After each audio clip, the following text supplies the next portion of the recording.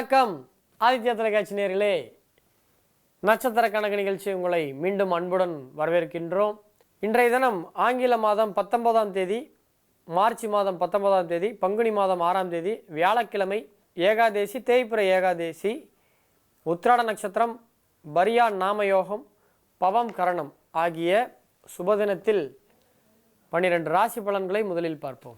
நேயர்களே, இன்றைய தினமானது மகர ராசியில் உத்திராட நட்சத்திரத்தில் மதியத்திற்கு பிறகு சந்திரன் வியாபிப்பதால் இன்றைய தினம் மிதுன ராசிக்காரர்களுக்கு சந்திராஷ்டமம். எனவே மிதுன ராசி நேயர்கள் இன்றைய முக்கியமான கோப்புகளில் கையெழுத்து போடுவது, முக்கியமான விஷயங்களை பேசுவது, முக்கியமான செயல்களில் செய்யும் பொழுது ஒன்று தவிர்த்து விடுங்கள். இல்லை என்றால் ஒரு முறைக்கு 2 முறை டாக்குமெண்ட்லாம் சரியாக இருக்கான்னு செக் பண்ணிட்டு போங்க. இல்லைனா கவனக்குறைவு காரணமாக மீண்டும் ஒரே வேலையை மீண்டும் மீண்டும் செய்ய வைக்கும். இந்த சந்திராஷ்டமம் என்ன பண்ணும் அப்படின்னு நிறைய பேர் கேட்குறீங்க. அதை பற்றி ஒரு தெளிவான காணொலியை நம்ம மிக விரைவில் ஒளிபரப்போம். ஸோ இந்த நிகழ்ச்சிக்கு கொடுக்கப்பட்ட நேரத்தில் அதிகமாக பேச முடியாதுன்ற ஒரே காரணத்தால் சில விஷயங்கள் சொல்ல முடியாமல் போகுது. முதலில் மேசராசி. இன்றைய தினம் உங்களுடைய வங்கி சேமிப்பு அதிகரிக்கும். அஸ்வினியில் பிறந்தவர்களுக்கு காரியங்களில் தடை உண்டாகும். பரணியில் பிறந்தவர்களுக்கு வங்கி சேமிப்பு அதிகரிக்கும். கிருத்திகை நட்சத்திரத்தில் பிறந்தவர்களுக்கு மனதில் குழப்பங்கள் உண்டாகும். ரிஷபராசி பொறுத்தவரை இன்றைய தினம் உங்களுக்கு ஆடம்பர பொருட்களை வாங்குவீர்கள். ரோகிணியில் பிறந்தவர்களுக்கு புதிய துறைகளில் முதலீடு செய்வீர்கள். மிருகசீடம் நட்சத்திரத்தில் பிறந்தவர்களுக்கு ஆடம்பர பொருட்களை வாங்கி குவிப்பீர்கள். மிதுன ராசியை பொறுத்தவரை இன்றைய தினம் உங்களுக்கு வாகனங்களை கையாளுவதில் கவனமாக இருக்க வேண்டும்.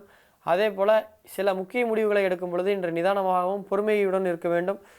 மிருகசீடத்தில் பிறந்தவர்களுக்கு இன்று ஆடம்பர பொருட்கள் உடைந்து மீண்டும் ஒரு புதிய பொருள் வாங்குற மாதிரி ஆகிடும். திருவாதிரை நட்சத்திரத்தில் பிறந்தவர்களுக்கு வாகனங்களை கையாளுவதில் கவனம் தேவை. புனர்பூச நட்சத்திரத்தில் பிறந்தவர்களுக்கு நண்பர்கள் மூலமாக உதவிகள் கிடைக்கும். கடகராசி பொறுத்தவரை இன்றைய தினம் இல்லத்துணையுடன் சண்டை சச்சரவுகள் உருவாகலாம். புனர்பூசத்தில் பிறந்தவர்களுக்கு நண்பர்கள் மூலமாக உதவிகள் கிடைக்கும். பூச நட்சத்திரத்தில் பிறந்தவர்களுக்கு கணவன் மனைவி இடையே சண்டை சச்சரவுகள் வருவதற்கு வாய்ப்புகள் உண்டு. குடும்பத்தில் சிறு சிறு வருத்தங்கள் ஏற்படுவதற்கும் வாய்ப்புகள் உண்டு. ஆயில்யம் நட்சத்திரத்தில் பிறந்தவர்களுக்கு உடல் ஆரோக்கியம் மேம்படும். சிம்மராசியை பொறுத்தவரை இன்றைய தினம் உங்களுக்கு ஏதேனும் ஒரு வகையில் உருப்படியான ஒரு காரியம், நீண்ட நாட்களாக நிலுவையில் இருந்த ஒரு செயலை செய்து முடிக்கக்கூடிய நாளாக இருக்கும். மகத்தில் பிறந்தவர்களுக்கு கடன் வாங்கும் சூழ்நிலை உருவாகும். பூரம் நட்சத்திரத்தில் பிறந்தவர்களுக்கு பரம்பரை சொத்திலிருந்தோ அல்லது பரம்பரை உறவினர்கள் மூலமாக ஆதாயம் கிடைக்கும். உத்திர நட்சத்திரத்தில் பிறந்தவர்களுக்கு மனதில் கோபம் அதிகரிக்கும். கன்னியாராசியை பொறுத்தவரை இன்றைய தினம் உங்களுக்கு பயணம் நிறைந்த நாளாக இருக்கும்.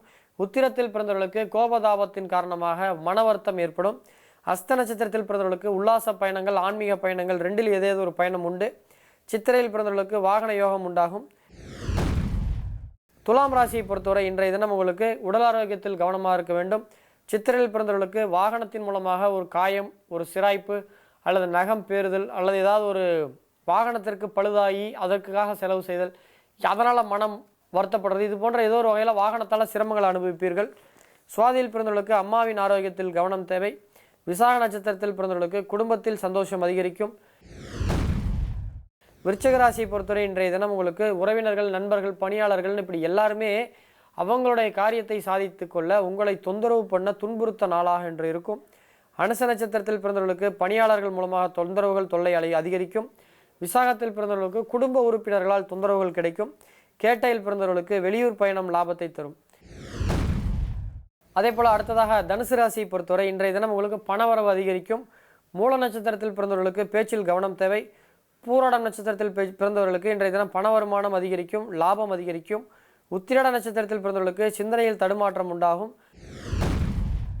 மகர ராசியை பொறுத்தவரை இன்றைய தினம் எடுத்த காரியங்கள் அனைத்தும் நிறைவேறும். அதிகமாக செலவுகள் செய்ய வேண்டி வரும். உத்திராடத்தில் பிறந்தவர்களுக்கு சிந்தனையில் தடுமாற்றம், குழப்பம் ஏற்படும். திருவோணத்தில் பிறந்தவர்களுக்கு எடுத்த காரியங்கள் நிறைவேற அதிகமாக செலவு செய்ய வேண்டி வரும். கும்பராசியை பொறுத்தவரை இன்றைய தினம் உங்களுக்கு வீண் விரயங்கள் அதிகரிக்கும். குறிப்பாக அவிட்டத்தில் பிறந்தவர்களுக்கு தொழில் லாபம் அதிகரிக்கும். ஆனால் தொழிலுக்கு ஏதாவது ஒரு மூலப்பொருள் வாங்குவதற்காக பணத்தை எடுக்க வேண்டும். சதய நட்சத்திரத்தில் பிறந்தவர்களுக்கு வீண் விரயங்கள் அதிகரிக்கும். மீனராசியை பொறுத்தவரை இன்றைய தினம் பெரியோர்களுடன் சண்டை சச்சரவுகள்லாம் வேண்டாம், தவிர்க்குவது நல்லது. பூரட்டாதியில் பிறந்தவர்களுக்கு நீண்ட நாட்கள் மனதில் நினைந்திருந்ததை ஒன்று செயல்படுத்தப்படும். உத்திரட்டாதியில் பிறந்தவர்களுக்கு பெரியோர்களுடன் சண்டை சச்சரவுகள் வேண்டாம். ரேவதியில் பிறந்தவர்களுக்கு உத்தியோகத்தில் மேன்மை உண்டாகும். நேர்களே, இன்றைய 12 ராசி பலன்களை பார்த்தோம். இன்றைய தினத்தினுடைய சிறப்பு என்ன என்பதை பார்ப்போம். இன்றைய தினத்தினுடைய சிறப்பு பால்குண மாதத்தின் ஏகாதேசி. இன்று சந்திரமானப்படி பால்குண மாதத்தினுடைய 26வது நாள். விஜய ஏகாதேசி ராவணனை வென்று ஜெயம் பெறுவதற்காக ஸ்ரீராமன் அனுசரித்த ஏகாதேசி விஜய ஏகாதேசி ஆகும். இன்றைய தினம் எள், மொச்சை பயிறு, கொத்துக்கடலை, அந்த மூக்குகள்லாம் சொல்லுவாங்க பார்த்தீங்களா, அது பச்சை பயிறு, துவரை, நெல், கோதுமை ஆகிய 7 தானியங்களை தனித்தனியாக இலைகளில் ஒன்றின் மேல் ஒன்று வைத்து கோதுமை உள்ள மேல் இலைகளில் கலசம் வச்சு ஸ்ரீமத் நாராயணன் ஆவாகனம் செய்து கொள்ள தொழில் ஸ்தாபனங்களில் இருந்து வந்த பீடைகள், பிணிகள், தொந்தரவுகள், வழக்குகள் எல்லாம் காற்றில் கலந்து உங்களை விட்டு போயிடும். மறுநாள் துவாதசி அன்று காலையில் ஒரு மகானை அழைத்து வந்து அன்னமிட்டு, இன்றைக்கி மகான்லாம் கிடைக்க மாட்டாங்க, அதனால் வீட்டு பக்கத்தில் இருக்க ஏழ்மையான ஒரு புரோகிதரையோ அல்லது கோயில் அர்ச்சகரையோ வீட்டுக்கு கூட்டு வந்து அவர்களுக்கு அந்த எல்லா கலசத்தையும் கொடுத்து தட்சணையுடன் அவருக்கு சமர்ப்பணம் அந்த குடத்தோடு அப்படியே கொடுத்துட்டிங்கன்னா உங்களுடைய சகல தோஷங்களும் நிவர்த்தியாகி தொழில் ஸ்தாபனம் அபிவிருத்தி அடையும். இதுதான் அந்த மார்வாடின்னு சொல்லக்கூடிய சேட்டுங்கள்லாம் இதை நிறைய பண்ணுவாங்க. இன்றைய தினம் என்னெல்லாம் செய்யலாம், என்னெல்லாம் செய்யக்கூடாது என்று பார்க்கும் பொழுது, இன்றைய தினம் சூரியனுடைய நட்சத்திரம் உத்திராடம். கர்ப்பதானம், சீமந்தம் செய்ய, நாமகரணம் செய்ய, காது குத்த, வேதா பிரதிஷ்டை செய்ய, விவாகம் செய்ய, கிரகப்பிரவேசம் செய்ய, குளம் கிணறு வெட்ட, தொலைதூர பயண யாத்திரை செய்ய, குழந்தைகளை தொட்டில் விட, சாந்தி முகூர்த்தம், குழந்தைக்காக முயற்சி செய்கின்ற புதுமண தம்பதிகள் சாந்தி முகூர்த்தம் செய்ய, குழந்தைகளுக்கு திருமுடி எடுக்க, திருமண பேச்சுகளை தொடங்க, உழவு செய்தல், விதை விதைத்தல், கதிரறுத்தல், தானியம் சேகரித்தல், வாகனம் ஏற, சிம்மாசன மேற்கொள்ள, நீதிமன்றம், நந்தவனம் போன்ற விஷயங்கள்லாம் செய்வதற்கு நல்ல நாள். அதே போல் இன்றைய தினம் ஏகாதேசியில் செய்ய வேண்டிய உபாசகம், ஆபரணம், வாஸ்து சாந்தி, சிற்பம் இது போன்ற விஷயங்களை செய்ய நல்ல நாள். நேர்களே 12 ராசி பலன்களை பார்த்தோம். இன்றைய தினத்தினுடைய சிறப்பை பார்ப்போம். தொடர்ந்து இன்றைய நேர்கள் கேள்விக்கு நல்ல பதிலை பார்ப்போம். நேர்களே, இன்றைய முதல் கேள்வியாளர் பெயர் யோகேஸ்வரன். 14 ஜூன் 1995, தனுசு ராசி, மூல நட்சத்திரம், 2 மணிக்கு பிறந்திருக்கீங்க.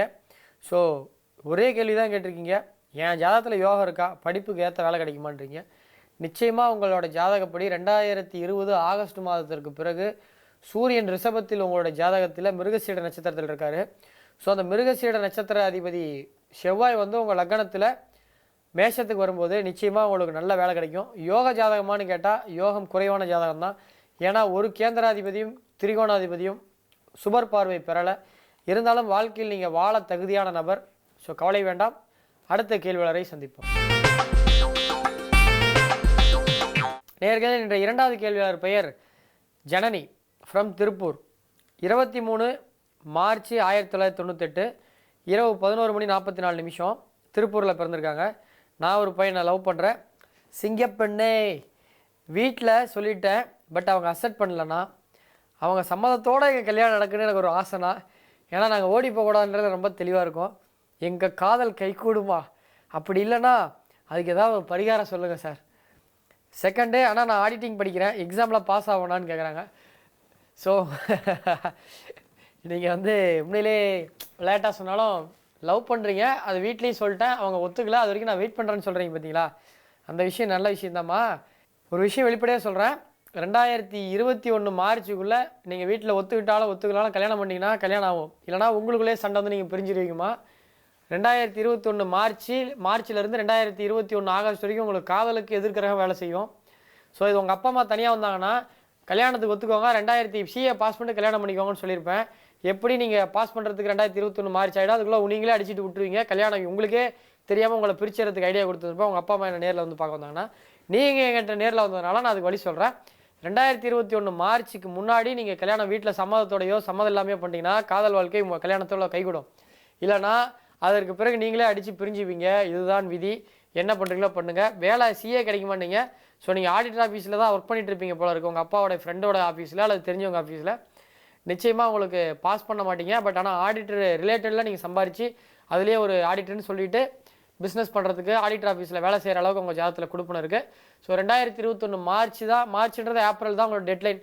அதுக்குள்ளே ஒன்று கல்யாணம் நீங்கள் பண்ணிக்கோங்க அல்லது வீட்டில் சம்மதிக்குவீங்க. Whatever do to yourself. So that's up to you. அதை தாண்டிட்டா உங்களுக்குள்ள சண்டை வந்து பிரிஞ்சிடுவீங்க. இதுதான் என்னுடைய கணிப்பு. ஸோ சிங்கப்பெண்ணினுடைய ஜனனியினுடைய ஜாதகத்தை பார்த்து விட்டோம். உங்களுக்கும் இதே போன்ற எத்தனை சிங்கப்பெண்கள் இருந்தாலும் எங்களுக்கு கவலை இல்லை. ஆதித்யா தொலைக்காட்சி மெயில் ஐடிக்கு நீங்கள் அனுப்புங்கள். நிச்சயமாக எங்களுக்கு தெரிந்த அறிவுக்கு உங்களுக்கு பதில் சொல்வோம். மீண்டும் நாளை காலை 8 மணிக்கு உங்களை சந்திக்கும் வரை உங்களிடமிருந்து விடைபெறுவது உங்கள் அன்பு நண்பன் சேலம் பாலாஜி ஹாசன். மீண்டும் நாளை காலை சந்திப்போம். வணக்கம் நேயர்களே.